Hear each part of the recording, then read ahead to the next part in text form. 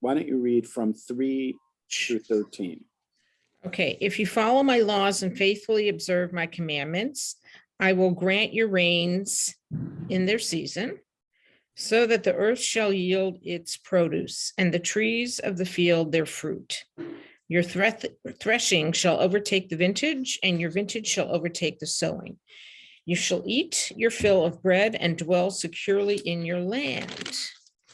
I will grant peace in the land, and you shall lie down untroubled by anyone. I will give the land respite from vicious beasts, and no sword shall cross your land. You shall give chase to your enemies, and they shall fall before you by the sword. 5 of you shall give chase to 100, and 100 of you shall give chase to 10,000. Your enemies shall fall before you by the sword. I will look with favor upon you and make you fertile and multiply you, and I will maintain my covenant with you. You shall eat old grain long stored, and you shall have to clear out the old to make room for the new. I will establish my abode in your midst, and I will not spurn you. I will ever present in your midst. I will be your God, and you shall be my people. I, the Lord, am your God, who brought you out from the land of Egyptians to be their slaves no more, who broke the bars of your yoke and made you walk erect. Okay. Oh, yeah. So that is, as it says, in other words, once we enter the land, if we walk in his statutes, in other words, if we keep the statutes and guard the mitzvot and do them, which sounds like if we do everything from our side of things, then he's going to do everything from his side of things. And this seems to be a description of best case scenario. It's also, well, I also look at it as it's, you know, I don't know if I was discussing this in maybe from this past week's Parsha, we had a Torah study. The relationship between the Israelites and God seems to be sort of like at this infantile relationship. I'm going to do this, you do this. So it's a give and take, right? I'm going to do this, like you follow my mitzvot. It's just an interesting scenario, and not unexpected at this, I guess, time or venture in the world, considering where the Israelites have been. Am I making sense? I hear what you're saying. I know I could hear why I know that it really depends on, I guess, what questions you're asking, what the options are. I'm not saying it in a negative. I'm saying this is, where humanity was at in its time, right? Why do you think God had this kind of relationship? He basically said, do this, and I'll do this for you. So it was like, and I think it was because this is what humanity was capable. This is what Israelites were capable at the time. This is where they were. The question is, and even though I've heard people ask, talk about this before, but I don't know. It sounds like people are talking about it as if, because you did say infantile, as if there's like an adult kind of relationship, and then there's a more of a child, maybe infantile, just in their development as. It just doesn't. I would say this. I don't think in many ways somebody could argue that this never changes. In other words, I know, like between a parent and a child, there are stages of development. And I know there have been those who suggest that Tanakh reflects those stages of development, so that in the beginning, God is very hands-on, almost like a parent with an infant. And then as human beings develop, God steps back and has He's not less. getting on like he was then. He's not having conversations with people. I mean, Right. So there's two you know, options. I'm saying it's developmentally. It's a different kind of relationship. There's two options, though. One option assumes that the relationship is naturally growing the way it's supposed to. The other option is that it has developed in a way that it's not supposed to. So let's say, I think what you're characterizing is a relationship that's developing naturally. In other words, a parent, again, when it's with a parent with an infant, there's an expectation that the parent is very much involved in every way, and that would be reflected in God's relationship with Adam and Noah and even Avram, Yitzchak, and Yaakov. And then as things develop, the child grows and takes on more autonomy, and God steps back and he has less involvement. And you could say that that's a kind of natural development to the point where parents are not that involved in their children's lives, and their children just go on and go about their lives, and every once in a while call their parents and say hello. And that could be reflective in the way Tanakh develops. That you could say that, but there isn't it. Let's put it this way: Tanakh doesn't ever let up on the idea that God is the director and that we're his like middle management, maybe we'll call it that. In other words, you could say it looking back at Tanakh and say, I see something developing. But the Tanakh itself doesn't, even though it might reflect it, because even the way of the narrative, God is not as involved in the plots. He's not necessarily the protagonist, the main protagonist in a lot of doesn't seem to be the main protagonist in a lot of the stories. But theologically, like if you're looking at Tanakh theologically, there's a notion developed at the beginning, which is that God's the creator and man is the manager. And that doesn't, the prophets and even others who reflect on the relationship between man and God never let up on that model. There's always some sense that God, from the theology of Tanakh, that God is the creator and overseer, and that man is, there's an expectation that man is going to be some kind of management and held accountable for their management. So for instance, when the prophets talk about the reasons for the exile, the reasons for the exile have to do with our relationship vertically between us and God and our relationship horizontally between us and men. But it's still that God is the overall director, and we are still his subjects. That never lets up, that there's going to be that kind of a relationship. I hear what you're saying, but the relation, even if he's the director's relationships with their players, say to speak, changes as time goes. Your relationships change. Right. So I'm not saying that his position has changed, but I think the relationship changes, if that makes any sense. That's just you might be my humble opinion. Right. But again, let's talk about this this scenario. In this scenario, these basic facts I don't think they change. Because that we have a certain kind of rule book that we're supposed to play by. If we play by it, things go well. If we don't play by it, things don't go well.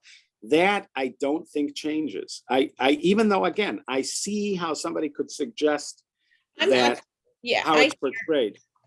yeah. Okay. That's why I'm not sure, even though I agree that you could see the development of Tanakh to some degree as you're describing it, I'm not sure that this is indicative of one way or the other, only because This is my favorite parsha. You know why? somebody's bar mitzvah. No. Why? The sound of a driven leaf shall put them to flight. My favorite book, just saying. As a driven leaf. As a Yeah. driven leaf. So it comes from, Yeah, it's a very, Sorry. very fun book. Yeah. So if let's with your observation, we'll keep your observation in mind, but let's step back for a second and once again think about the fact that it does seem to be describing a best case scenario from a particular perspective. absolutely. I will Okay. do this, you do this, you do, I will this, and you get this. I Right. absolutely. Okay. I Now, agree. I all agree. right. And the best case scenario seems to be that there's going to be a blessing, like abundance of food. There's going to be peace, right? There's Correct. going to be Freedom. a freedom, That they said, you know, that your right? slaves And no more. right, there's something about wild animals, not even to have to be concerned about wild animals, Right. and also that there is going to be a palpable kind of relationship with God, a sense that God is amongst us, which is in the like you could say the beginning of verse 11, the beginning of verse 12, that there's some sense that God, you know, God's dwelling place will be amongst us. He will walk amongst us. Well, I think it's really important for him to sort of say that, for God to say these things, that I will ever be present in your midst, right? That's something we talk about now. Yeah. Because even if you can't feel, touch, see, whatever, to remember that I am here, even if I'm not, visible, I'm present, Right. if that makes Right. sense. I And a think sense of his presence, a sense of the Yeah. of this kind of almost like a palpable spirit. right. So this sounds like what we would call the messianic times. That in other words, these characteristics are amongst the prime characteristics that are spoken of when we talk about messianic times, that there will be peace, that there will be abundance, that there will be that, you know, that man will walk with sort of, you know, straight up with a kind of dignity, a freedom, and that we will live with the kind of sense of God's presence amongst us.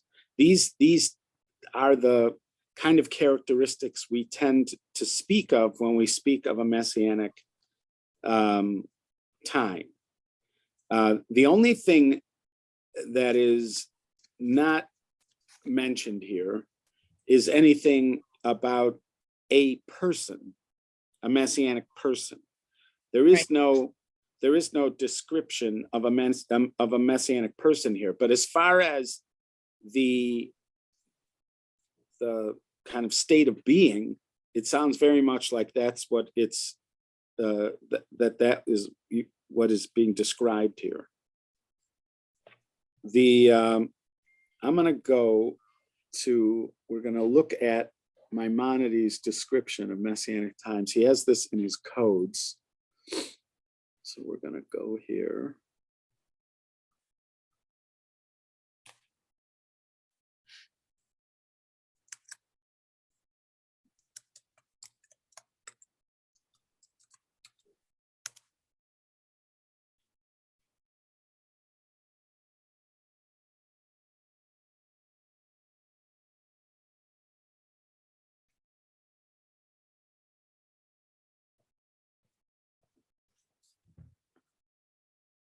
What are we looking at? So this is Maimonides. Sometimes it's called the Codes. It was his sort of encyclopedia of the oral law. It's his great halachic work. And so at the very end of this work, he writes at the beginning that it's his purpose to distill all of the oral law into a kind of readable, understandable text where you could get all the practice and ideas that are meant for us to get from the oral law, that you'd be able to get it in one text. So he wrote this. I mean, it's more like an encyclopedia than just a book. But that was his goal in writing this. And so this is at the end. The section's called the laws of kings and war. And that's where he talks about Mashiach. So we're just going to read the English. So in the future, the Messianic king will arise and renew the Davidic dynasty, restoring it to its initial sovereignty. He will build the temple and gather the dispersed of Israel. Then in his days, the observance of all the statutes return to their previous state. We will offer sacrifices, observe the sabbatical and jubilee year according to all their particulars as described by the Torah. Anyone who does not believe in him or does not await his coming denies not only the statements of the other prophets, but those of the Torah and Moshe, our teacher. The Torah testifies to his coming, as Deuteronomy 33:5 states. God will bring back your captivity and have mercy on you. He will again gather you from the nations. Even if your diaspora is at the end of the heavens, God will gather you up from there and bring you to the land. These explicit words of the Torah include all the statements made by all the prophets. Reference to Mashiach is also made in the portion of Bilam, who prophesies about two anointed kings. The first anointed king, David, who saved Israel from her oppressors, and the final anointed king who will arise from his descendants and save Israel in the end of days. That passage, Numbers 24:17-18, relates, I see it, but not now. This refers to David. I perceive it, but not in the future. This refers to Messianic king. A star shall go forth from Jacob. This refers to David. A staff shall rise in Israel. This refers to the Messianic king. Crushing all of Moab's princes. This refers to David. 2 Samuel 8:2 relates, he smote Moab and measured them with a line, decimating all of Seth's descendants. This refers to the Messianic king, about whom in Zechariah it says he will rule from sea to sea. Edom will be demolished. This refers to David. As it states, Edom became servants of David. Seir will be destroyed. This refers to Messianic king, as Obadiah prophesies. Saviors will ascend Mount Zion to judge the Mount of Esau. If you look at a lot of these quotes from the Rambam, there might be one or two here from that do seem to be referring to a person. Almost all of them seem to be referring to an era or an epic, that it talks about God doing this, or God doing this, or this will happen, or that will happen. The emphasis seems to be on the character of the time more than it is about the specific person. He, the Rambam, is talking, emphasizing the person. But the text that he's quoting, most of it, there's like when it says a staff will come up in Israel, that is kingly language, that there will be, somebody with a like a scepter.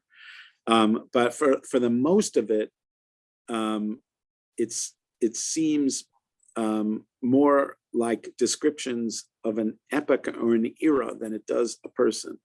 Similarly, with regard to the city of refuge, it says, when God will expand your borders, you will add 3 cities. This command was never fulfilled. It surely could not give command in vain. So again, there it's talking about what God will do.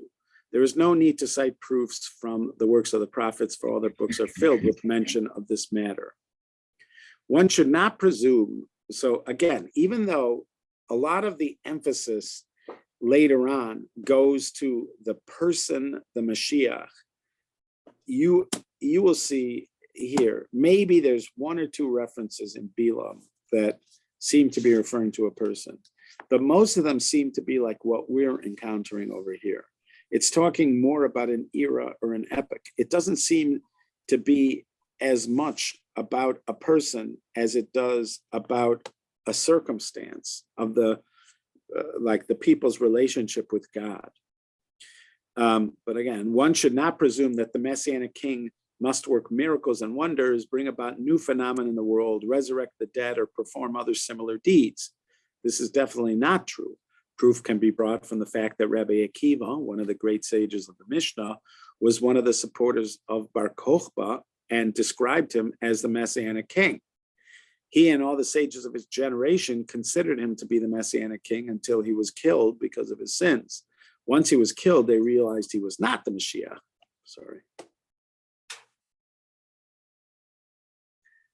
The sages did not ask him for any signs or wonders. The main thrust of the matter is the Torah, its statutes, and its laws are everlasting. We may not add to them or detract from them. If a king will arise from the house of David who diligently contemplates the Torah and observes its mitzvahs as prescribed by the written law and the oral law, as David, his ancestor, will compel all of Israel to walk in the way of the Torah and rectify the breaches in its observance and fight the wars of God, we may with assurance consider him Mashiach. If he succeeds in the above, builds the temple in its place, gathers the dispersed of Israel, he's definitely the Mashiach. He will then improve the entire world, motivating all the nations to serve God together. As Zephaniah states, I will transform the peoples to a pure language that they will call upon the name of God and serve him with one purpose. Again, if you look over there, a lot of these statements are about what God's going to do and our relationship with God, even though it became more fashionable to focus on the person. You can see, especially like from texts like ours and many of the texts that are being quoted here, even from other prophets, that this is mostly, the Messianic vision was mostly about the relationship between the Jews, horizontally amongst themselves, and the relationship between the Jews and God. And the emphasis is not on the person. If he did not succeed to his degree or was killed, he surely is not the Redeemer promised by the Torah. Rather, he should be considered as all the other proper and complete kings of the Davidic dynasty who died.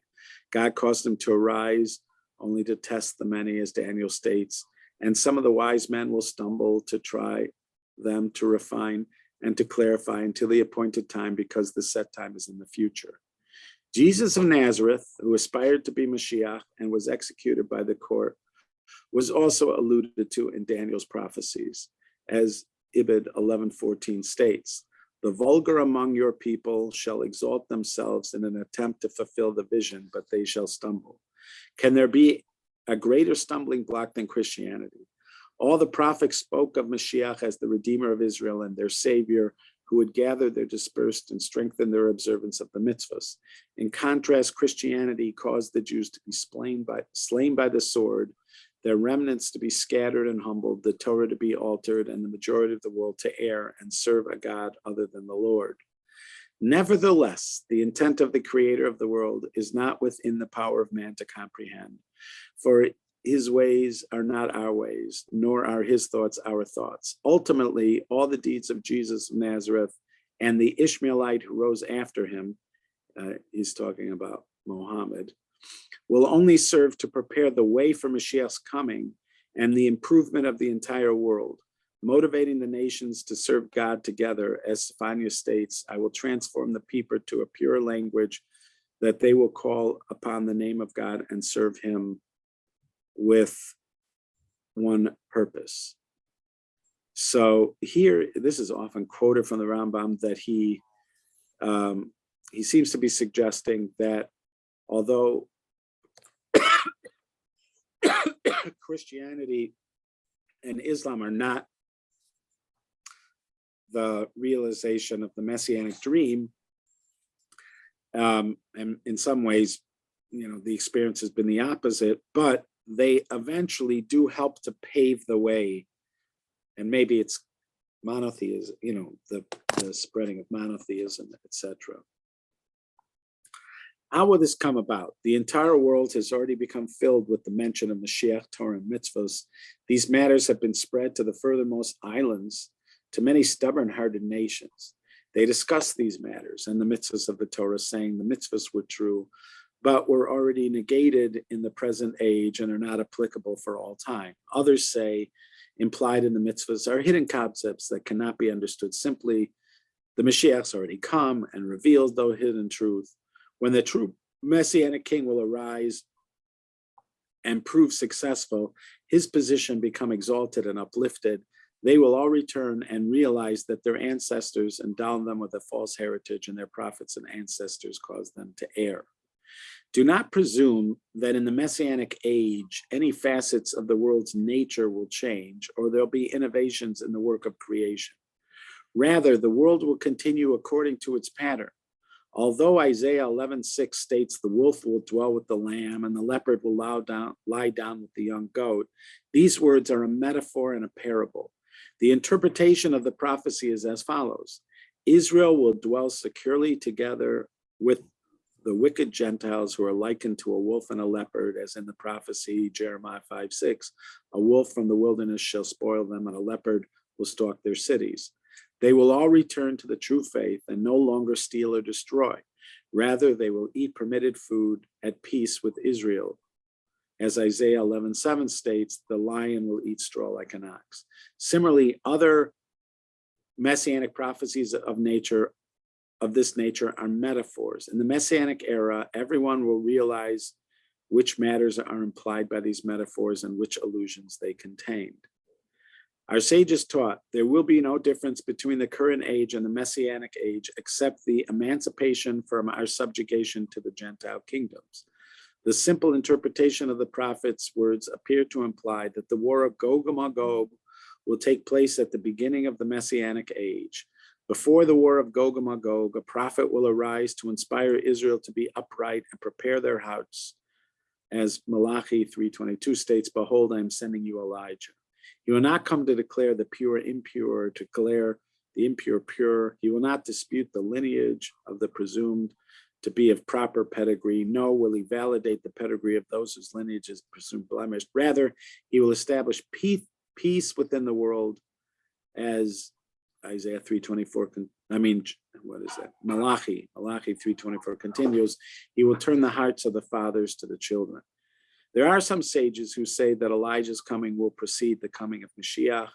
All these and similar matters cannot be definitely known by man until they occur, for these matters are undefined in the prophet's words. And even the wise men have no established tradition regarding these matters except their own interpretation of the verses. Therefore, there's controversy among them regarding these matters.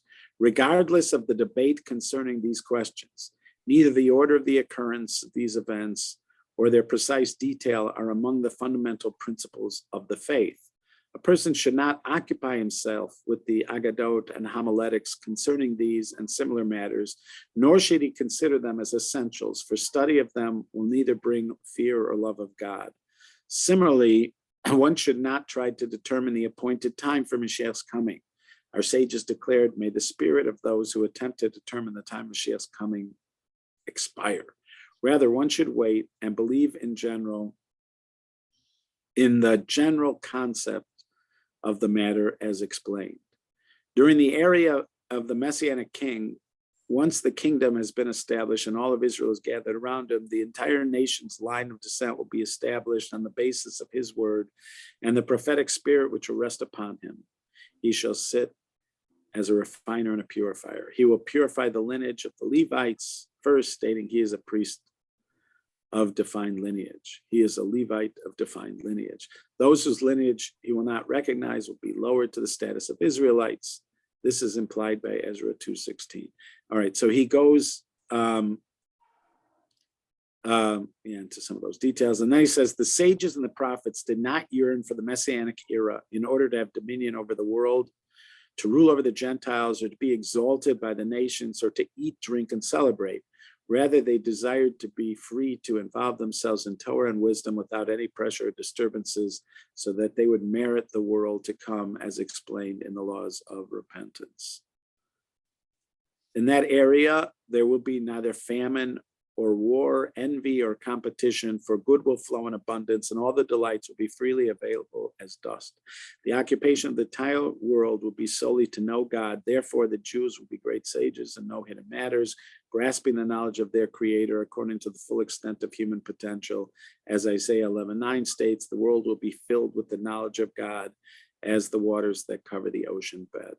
So that's what he has to say about it. And again, yes. So again, at some point, the conversation about this era focuses on the person, what is called the King of Mashiach, and you might see a bit of that already in places like Bilam and other places that are using terminology like scepter.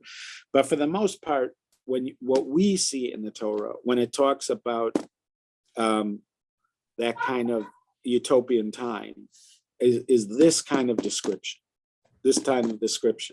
I don't know why this kind of description doesn't focus. Well, I mean, what to make of the fact that this doesn't focus on the person. Maybe if the people had done it originally if we had done it when we first entered the land and it evolved sort of naturally from there, maybe maybe Moshe would have been, the person that was there at that time, and it would have just been the people as we were sort of formulated at the time, and there wouldn't have needed to be such an emphasis on some kind of uniting being, somebody, a descendant of King David. After all, King David himself doesn't even emerge until 500 years after the people are already in the land of Israel. So it's over 500 years from this sort of writing. But I just come back to this because I think even though the element of there being a person Mashiach is very important to the narrative at some point, but the key, the thing that seems to matter most is what is here. In other words, the relationship within the Jewish people, and then the relationship between the Jewish people and God. And that ultimately, it's meant to reflect, and he does say this at different points, the best case scenario for creation as we have it before us. Now, this is not, this creation, this universe has a kind of best case scenario. And the best case scenario in its sort of touch points. These are some of the touch points of a kind of best case scenario. If we go back to the creation,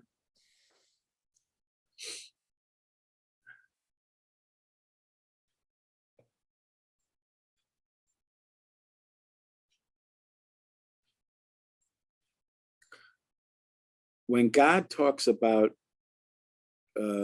man, the idea of creating human beings,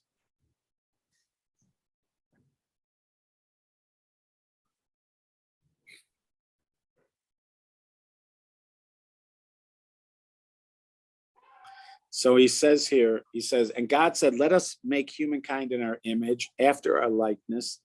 They shall rule the fish of the sea, the birds of the sky, the cattle, the whole earth, and the creeping things that creep on the earth. So Rabbi Foreman points this out, that there seems to be creation, and then within creation, God seems to be setting up what what he calls middle management. In other words, there seems to be Hierarchy. but God has the creation, and then he has certain elements within creation that are going to then help sort of move it forward or take it forward. And man seems to be like that. That's how he sort of describes it here. God creates man in his image, male and female, he creates them. And then it says, he blesses man, he said, human beings, and he says, Pru'ervu, be fruitful and multiply, milu es haaretz, fill the earth, vikiv shuha, and conquer it, uredu, and this word redu is sort of rule, or manage the fish in the sea, manage the birds of the sky, and the animals that Are we doing a good job of that, you think? No, I'm saying that's what we should be asked. Those are the kind of questions we should be asked, because that seems to be what our role is. Even and this was something that we in our class, we talked about it in the last couple classes, that when God, at the end of the Torah portion of Bahar and at the beginning of this Torah portion, there are several places where he's talking about like what he doesn't want and what he wants. And it sounds like the plan, even that the plan for the Jewish people in the land of Israel, in some ways kind of parallels and maybe even echoes the plan that God had for man at creation. In other words, we're going to work the land. We're going to go there. We're going to work the land. That never stops. In other words, we're supposed to work the land. We're supposed to manage the land. We've got our job to do. Even things like prayer or and other aspects of our service could be characterized as the way that we, in other words, if we're set up to manage the earth as sort of God's management team. So the fact that we are going to be in constant touch with him about how things are going, and asking for things like rain and other kinds of things to happen, that a big part of that is in our job description. In fact, in the beginning of chapter 2 here, Rashi quotes a midrash. So it says here, so chapter 2, verse 4 is like where the kind of second telling of the story of creation happens from a different angle. And so it says, such is the story of heaven and earth when they were created, when God made heaven and earth. When no shrub of the field was yet on the earth, no grasses of the field had yet sprouted, because God had not sent rain upon the earth, there was no human being to toil to till the soil. There seems to be a connection between rain and human beings tilling the soil. So in Rashi here,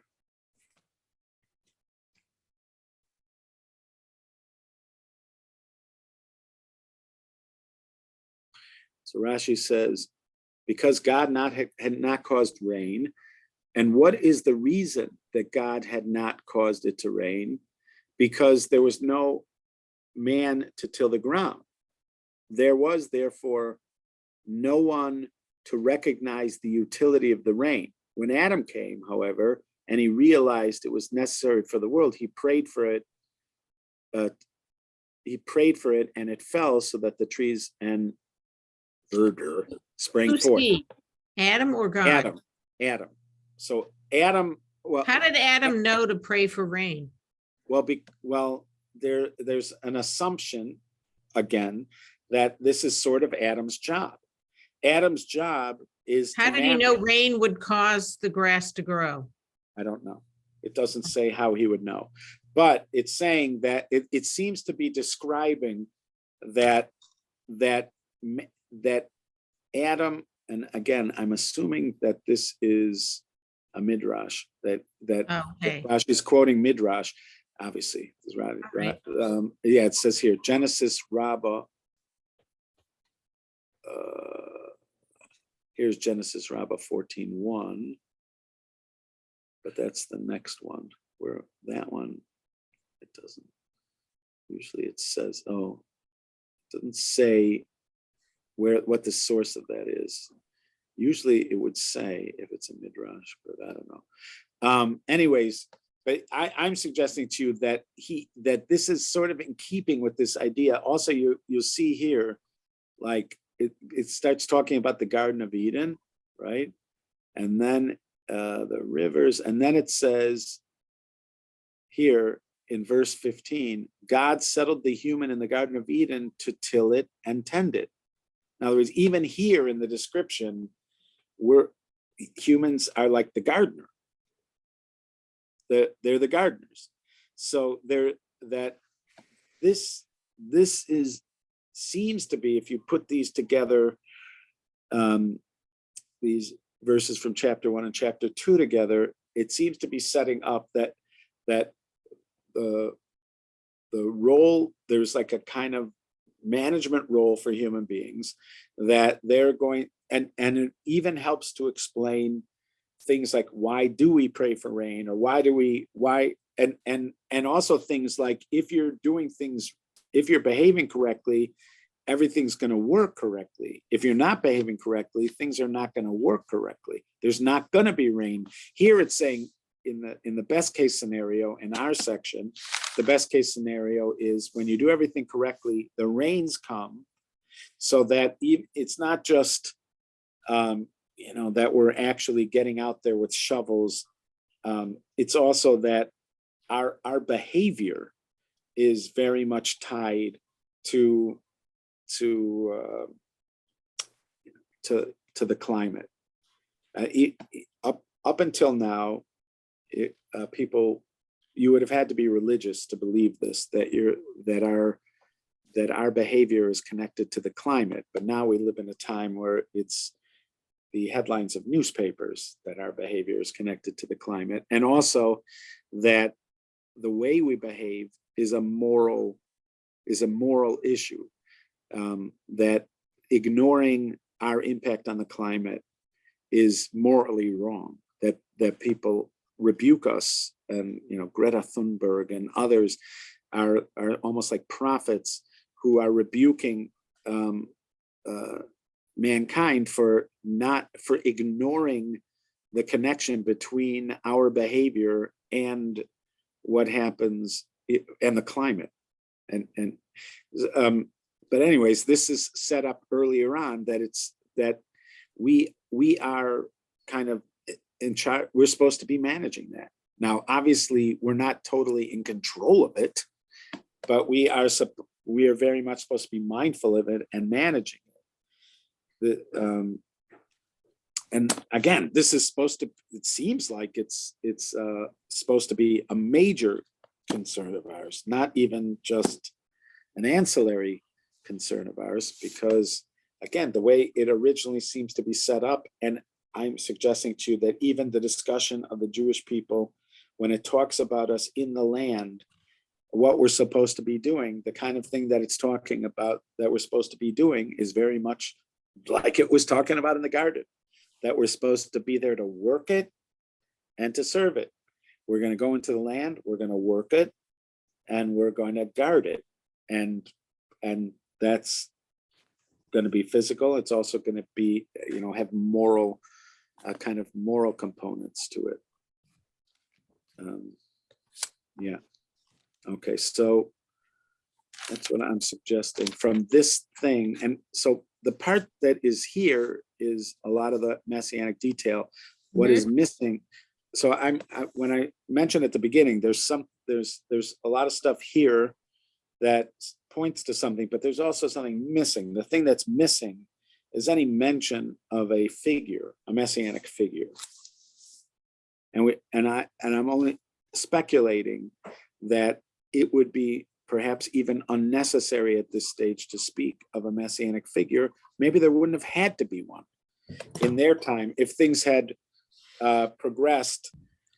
At this point, they are, if this is progressing linearly, So Moshe hasn't even been told he's not going to be the leader when they get into the land. It's possible it could have been somebody like Moshe or Yoshua or whatever, a natural leader, whoever he had been. And it would have just been, the focus would have been on the state of the nation, not on any particular individual. Maybe as history moves in the direction it does, it becomes more important to focus on an individual that's going to be part of this, that's going to be a kind of catalyst for this. But it's certainly missing from this description, and it should be here. You would think that if it was very, very absolutely essential, some mention of it would be here. They don't even quote. At first blush, there doesn't seem to be a hint to it here that there is supposed to be a Mashiach in particular.